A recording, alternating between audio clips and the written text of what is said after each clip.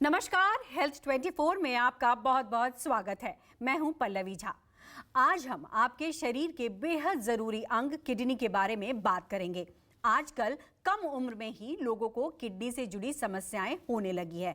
कम उम्र में ही किडनी संबंधी समस्या होने पर आगे चलकर किडनी फेल होने का खतरा भी बढ़ जाता है। भारत में हर साल करीब 2 लाख लोग किडनी की बीमारी का शिकार हो जाते हैं। सही समय पर इलाज न हो पाने से किडनी से जुड़ी गंभीर बीमारी मौत के मुहाने पर ले जाती है। आंकड़ों की बात की जाए तो भारत में करीब 10% लोग किडनी की समस्याओं से जूझ रहे हैं। एम्स की रिपोर्ट के मुताबिक भारत में 7% लोग किडनी खराब होने की वजह से जो हैं वो पीड़ित होते हैं। लेकिन इसमें अहम बात मैं आपको बताती हूं, ये जो 7% लोग वो हैं जो पेन किलर खाते हैं। किडनी के मामलों में सबसे बड़ी चुनौती यह है कि उसके खराब होने का पता ही इतनी देरी से चलता है कि 70% मरीजों में रिकवरी के आसार कम हो जाते हैं। यही वजह है कि किडनी के फेल होने के मरीजों की संख्या लगातार बढ़ रही है। आज हम अपने पैनल और एक्सपर्ट डॉक्टर से किडनी की बीमारी जैसे गंभीर विषय पर चर्चा करेंगे ताकि आपको सही समय पर आपकी बीमारी के बारे में जानकारी मिले, कैसे सही उपचार करके आप अपनी किडनी की देखभाल कर सकते हैं।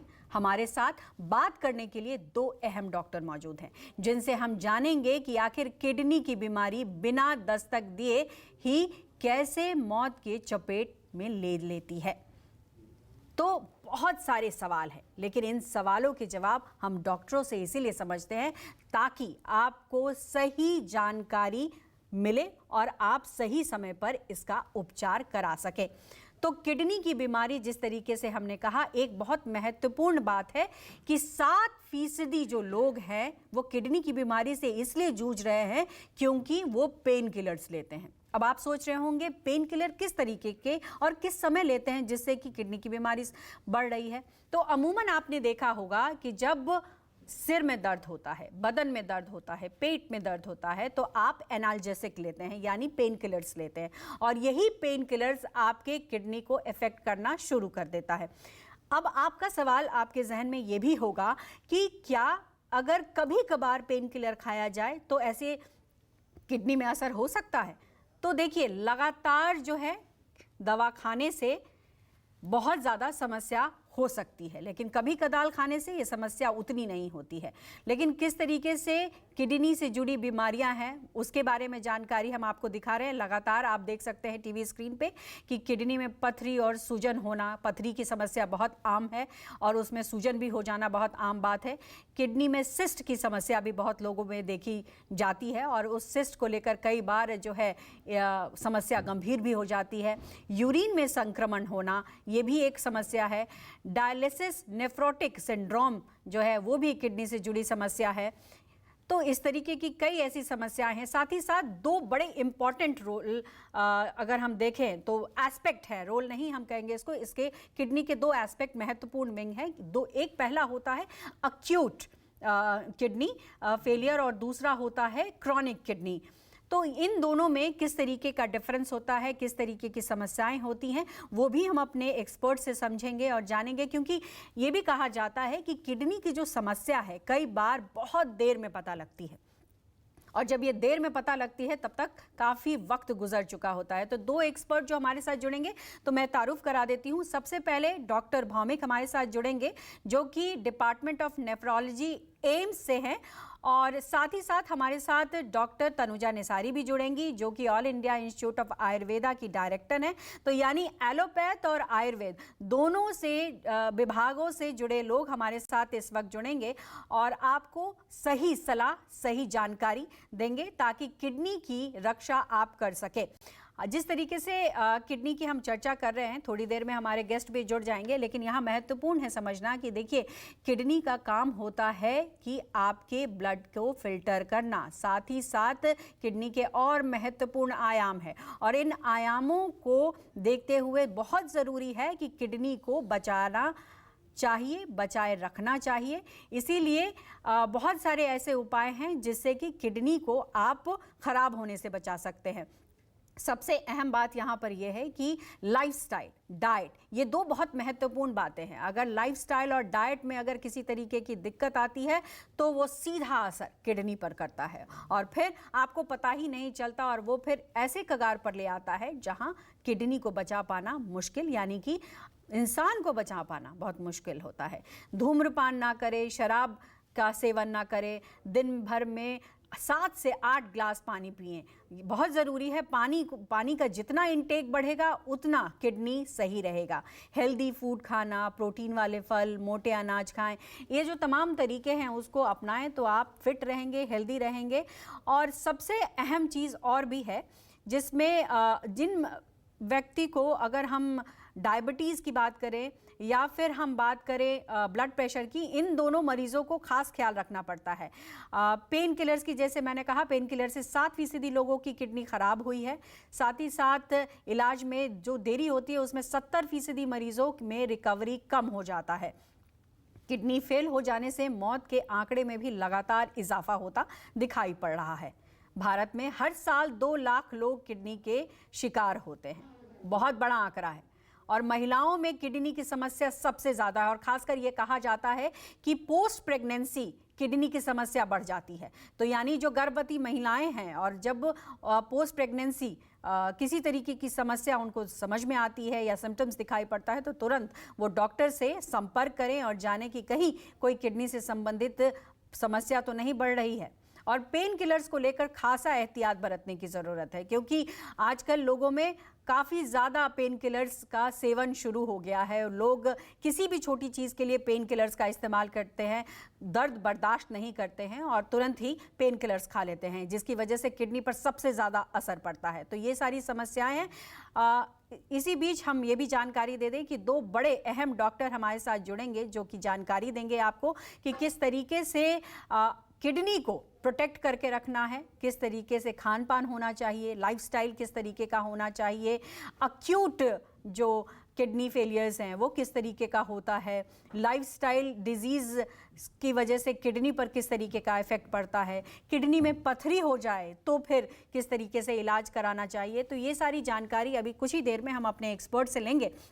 लेकिन आप लगातार हमारे टीवी स्क्रीन पर देख रहे हैं कि किस तरीके से किडनी फंक्शन होता है, सिम्टम्स क्या होते हैं, किस तरीके से अपने किडनी का बचाव करना चाहिए। पैरों में और शरीर में जो है सूजन, वो ज़रूरी है समझना और अगर ये समय रहते आप समझ लेंगे तो जाहिर तौर पर ये तमाम समस्याओं से आप जो है बच पाएंगे। बहुत बहुत स्वागत है डॉक्टर भौमिक आपका। जैसे मैंने कहा, doctor Bhaumik department of nephrology AIIMS के HOD हैं और ऐसे में अभी कुछ ही दिन हुए हैं या हम कहें कि कुछ ही 1-2 दिन पहले ही वर्ल्ड किडनी डे था और इसी को लेकर के हम अपनी चर्चा को आगे बढ़ाते हैं और डॉक्टर भौमिक से जानने की कोशिश करते हैं। डॉक्टर भौमिक, बहुत सारी चीज़ें हैं किडनी से जुड़ी हुई, लेकिन सबसे अहम बात है और सबसे पहला सवाल मेरा यही है कि किडनी की समस्या क्यों बढ़ रही है? सिर्फ लाइफस्टाइल ही एक वजह है या फिर और कोई समस्या है जिसकी वजह से किडनी के पेशेंट्स में इजाफा लगातार दिख रहा है?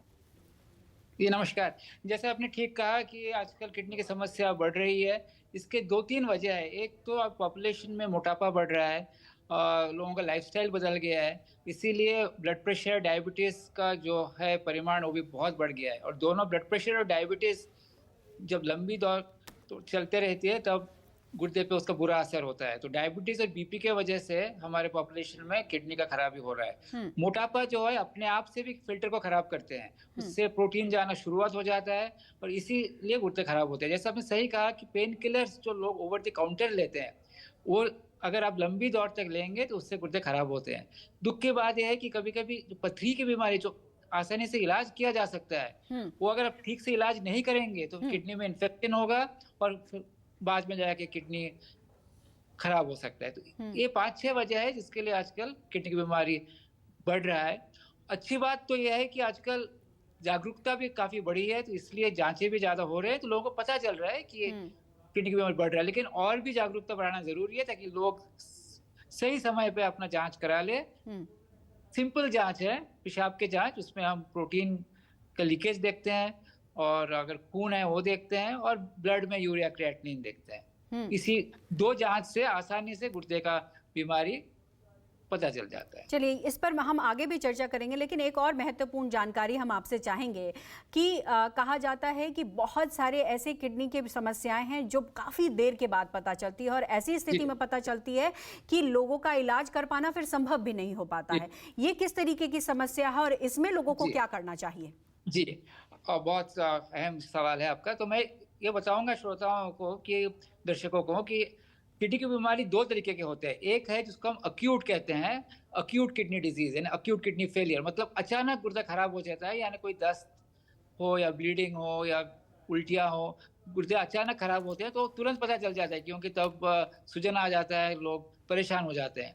दूसरा जो बीमारी है जो आपने कहा लंबी टाइम तक पता नहीं चलता, उसको हम क्रॉनिक कहते हैं। जो भी बीमारी 3 महीने से ज़्यादा है उसे हम क्रॉनिक कहते हैं। प्रॉब्लम है कि जैसे आप देख रहे हैं कि 2 गुर्दे हैं, तो इसीलिए जब तक 50-60% गुर्दे खराब नहीं हो जाते हैं, पता ही नहीं चलता। तो इसीलिए शुरुआत में इसके कोई लक्षण होते ही नहीं। जब लक्षण शुरुआत होते हैं, जब क्रिएटिनिन बढ़ता है, तब तक ऑलरेडी 60% किडनी खत्म हो चुके होते हैं। इसीलिए ज़रूरी है कि जिनको ब्लड प्रेशर है, डायबिटीज़ है, जो रिस्क पे है किडनी डिजीज़ के, उनको हर 6 महीने अपना पेशाब और खून का जाँच करें, ताकि पता चले कि फ़िल्टर खराब हो रहा है और जल्द से जल्द गुर्दे का इलाज शुरू हो जाए। इसको हम क्रॉनिक किडनी डिजीज कहते हैं। जी, बहुत अहम जानकारी है, और ऐसे में ये भी जानकारी लेना बहुत ज़रूरी है कि आजकल यंग लोगों में ये समस्या दिख रही है। तो यंग लोगों में ये समस्या क्यों दिख रही है? और महिलाओं में खास करके ये बीमारी ज़्यादा बढ़ रही है। हालांकि इसका जिक्र हमने किया कि पोस्ट प्रेगनेंसी कई तरह की समस्या होती है जिसकी वजह से किडनी खराब हो सकते हैं, लेकिन इम्पॉर्टेंट वजह क्या है, महत्वपूर्ण वजह क्या है? जी, तो यंग में जैसे मैंने कहा कि आजकल लोग लाइफस्टाइल खराब हो गया है, मोटापा ज़्यादा बढ़ रहा है, इसलिए गुर्दे खराब हो रहे हैं। दूसरा एक और वजह ये है कि जो जिम में जाते हैं, आप नॉर्मल प्रोटीन्स खाओ, उसमें कोई दिक्कत नहीं है, लेकिन जो ज़्यादा परिमाण में अगर आप ये सब जो हेल्थ फूड्स है, जो क्रिएटिनिन वाले फूड है, प्रोटीन वाले फूड्स है, वो ज़्यादा लेंगे तो फिर गुर्दे पे उसका लोड आ जाता है। उससे ज़्यादा और भी हानिकारक है जिसको हम कहते हैं एनाबॉलिक स्टेरॉइड्स, यानी जो स्टेरॉइड से आपका मसल बिल्डिंग होता है। आमतौर पर हम स्टेरॉइड्स जरूर इस्तेमाल करते हैं, उससे गुर्दे खराब नहीं होते हैं, लेकिन जो एनाबॉलिक स्टेरॉइड्स है, फिटनेस स्टेरॉइड्स है, वो लंबी लेना ठीक नहीं है। तो मोटापा, excessive intake of this protein intake, excessive anabolic steroids, diabetes, blood pressure, इस वजह से खराब हो रहा है। मैं बस यही बताऊंगी कि बच्चों में जो होते हैं गुर्दे की खराबी, उसका वजह थोड़ा अलग है। उनमें ऐसा है, उनका जो मैन्युफैक्चरिंग यानी जब जन्मजात उनका कुछ डिफेक्ट होता है किडनी में, इसीलिए गुर्दे खराब होते हैं, जिसको हम एक रिफ्लक्स कहते हैं। मतलब हम आमतौर पर पेशाब जब करते हैं तब पेशाब बाहर निकल जाता है पूरा पूरा। इनमें उनका अंदर का वाल्व खराब होने की वजह से पेशाब उल्टा चला जाता है किडनी में, और फिर किडनी का संक्रमण होता है, इन्फेक्शन होता है, और फिर किडनी खराब होता है। तो बच्चों में, और उनका फिल्टर खराब होने का कुछ जेनेटिक कॉजेज होते हैं, तो बच्चों का कारण वजह अलग है। महिलाओं में क्यों हो रहा है, क्यों बढ़ रहा है डॉक्टर भामे? हाँ जी, महिलाओं का जो है ना, उनके 2 तरीके के प्रॉब्लम्स है। एक तो महिलाओं में यूरिन में इन्फेक्शन, यूटीआई, यूरिन में संक्रमण ज़्यादा होता है। अगर उसे सही वक्त पे आपने इलाज नहीं किया, बार बार इन्फेक्शन अगर यूरिन में हुआ, तो फिर गुर्दे पे भी उसका बुरा असर होता है, गुर्दे पे जख्म हो जाता है उसमें। तो वो एक वजह है। दिस इज क्रॉनिक, सीकेडी हो जाता है। लेकिन डिलीवरी के बाद कभी कभी अगर इन्फेक्शन हो गया, ब्लीडिंग ज्यादा हो गया, तो गुर्दे अचानक खराब हो जाते हैं, जो उसको हम एक्यूट किडनी इंजरी कहते हैं। हमारे देश में अबॉर्शन अगर आपने ठीक से नहीं करवाया तो इन्फेक्शन की वजह से बहुत नुकसान पहुंचता है गुर्दे को। तो महिलाओं को इससे बच के रहना बहुत जरूरी है। एक तो यूरिन में इन्फेक्शन, और प्रेगनेंसी के दौरान सही जगह पे प्रॉपर डिलीवरी होना चाहिए। और यहाँ ये भी बहुत महत्वपूर्ण है समझना डॉक्टर भामे, क्योंकि हमारे देश में ऐसी भी आबादी है जो जानती ही नहीं है कि किडनी का फंक्शन आखिर क्या होता है और किडनी को क्यों स्वस्थ रखना जरूरी है। तो सबसे पहले ये भी हमें समझाइए और हमारे दर्शकों को समझाइए कि किडनी का काम क्या होता है और इसे सुरक्षित रखना क्यों जरूरी है।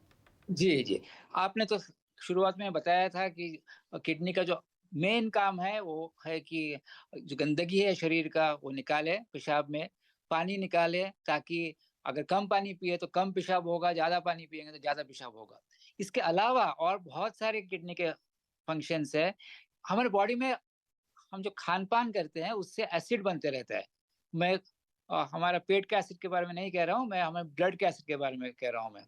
ये जो एसिड निकालना किडनी का एक बहुत इम्पोर्टेंट काम है। अगर किडनी ने ठीक से काम नहीं किया तो एसिड ब्लड में इकट्ठा हो जाएगा। तो एक है पेशाब निकालना, एक है एसिड निकालना। उसके अलावा बीपी का जो कंट्रोल है वो पूरा किडनी पे है। किडनी हमारा ब्लड प्रेशर नियंत्रित करता है, तो अगर किडनी खराब है तो फिर बीपी बढ़ जाएगा।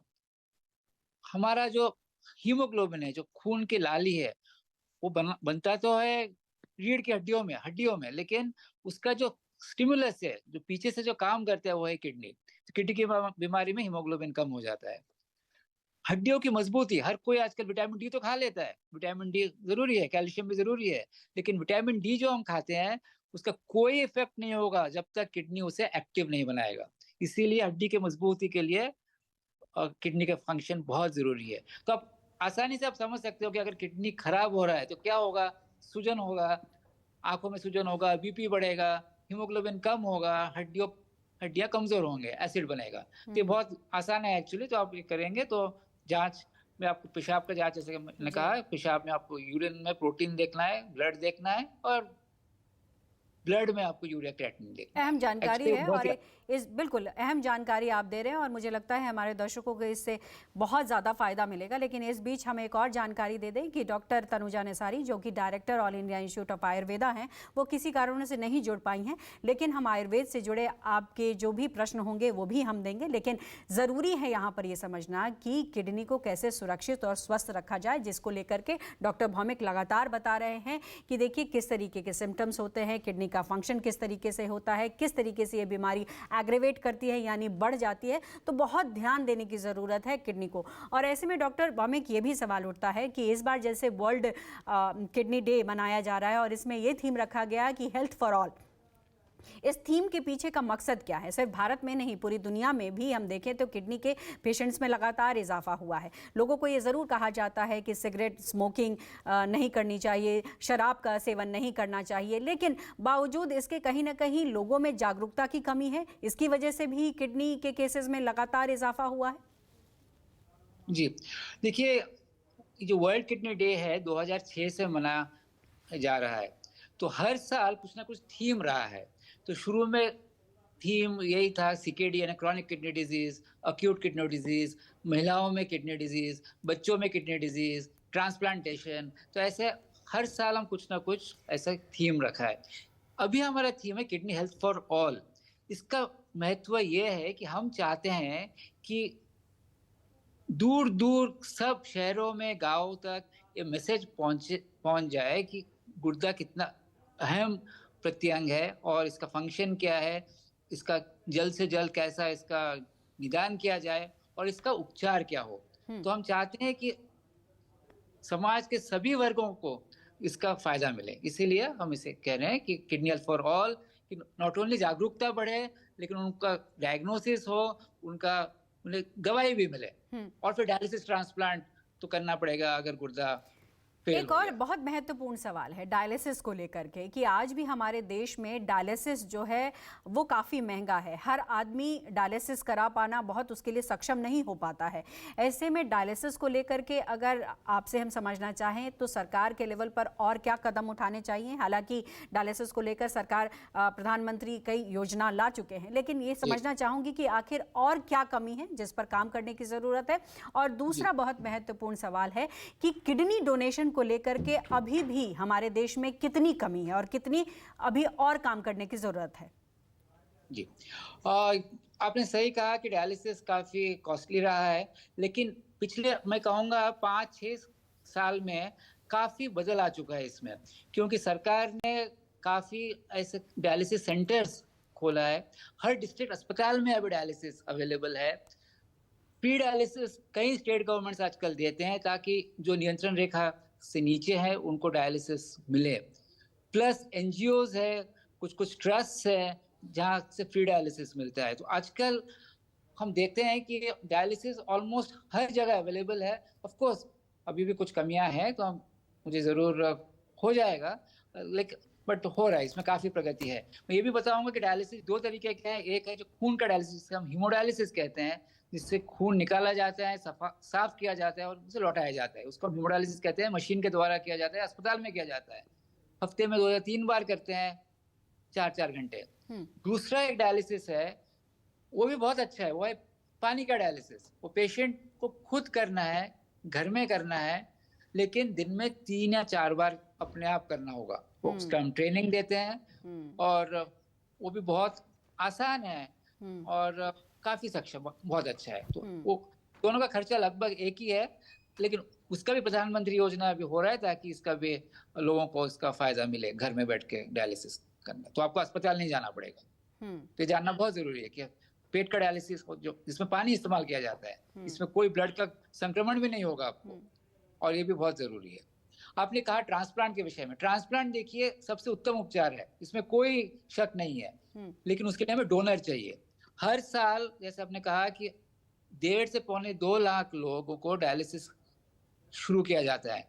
इनमें से ऑलमोस्ट 1 लाख लोगों को ट्रांसप्लांट किया जा सकता है, लेकिन गुर्दे की कमियां हैं हमारे देश में। फिलहाल सिर्फ 10-12 हजार ट्रांसप्लांट हो रहा है। तो इसके लिए जागरूकता बहुत जरूरी है, ताकि जो निजी परिवार के लोग हैं वो सामने आए एज ए डोनर। अगर डोनर नहीं है अपना, तो फिर उसे हम कैडिवर लिस्ट में डालते हैं।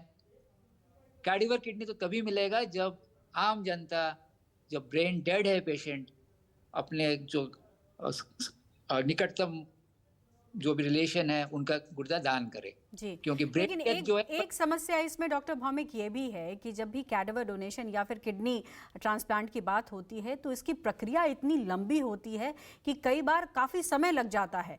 तो क्या आपको लगता है कि वो जो ड्यूरेशन है 6 महीने का, 7 महीने का, उसको कम किया जा सकता है कई चीज़ों को फिल्टर करके? देखिए ऐसा है, 6-7 महीने तो जो आप कह रहे हो वो तो है फिर लिविंग डोनर्स। तो लिविंग डोनर का जो हेल्थ है वो बहुत अहम है। बहुत सारे जांच करना पड़ता है स्टेप बाय स्टेप, कि एक भी मिस्टेक ना हो कि गलती से गुर्दा लिया गया और फिर डोनर को नुकसान हो। तो उसका उस प्रक्रिया में तो 1-2 कुछ महीने लगेंगे। कैडिवर लिस्ट है, उसका प्रॉब्लम यह है कि लोग दान करेंगे तब जाके हमें गुर्दा मिलेगा। तो फिलहाल जो है ना, अनफॉर्चुनेटली लोगों में जागरूकता कम है।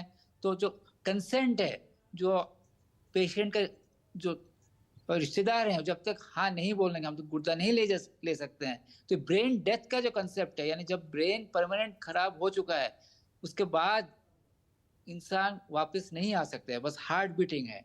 हार्ट बीट है लेकिन ब्रेन डेड है, इस अवस्था में हम गुर्दा ले सकते हैं। इसलिए जागरूकता बहुत इसी वजह से शायद 6 साल का वक्त लग जाता है, कई बार 7 साल का वक्त लग जाता है। तो इसीलिए कहीं ना कहीं जागरूक होना जरूरी है। और डॉक्टर्स जैसा कहते हैं कि अगर ब्रेन डेड हो जाए पेशेंट, तो जाहिर तौर पर अगर वो ब्रेन डेड है तो आप ऑर्गन डोनेट करिए। ऑर्गन डोनेट करने के बाद जो है वो कहीं ना कहीं किसी को जीवन दान दे सकता है। तो ऐसे में बहुत बहुत शुक्रिया डॉक्टर भौमिक, आपने बहुत सारी जो है अच्छी जानकारी हमारे दर्शकों को पहुंचाई है, महत्वपूर्ण जानकारी पहुंचाई है। लेकिन अब वक्त हो चला है एक छोटे से ब्रेक का। आप देखते रहिए News 24।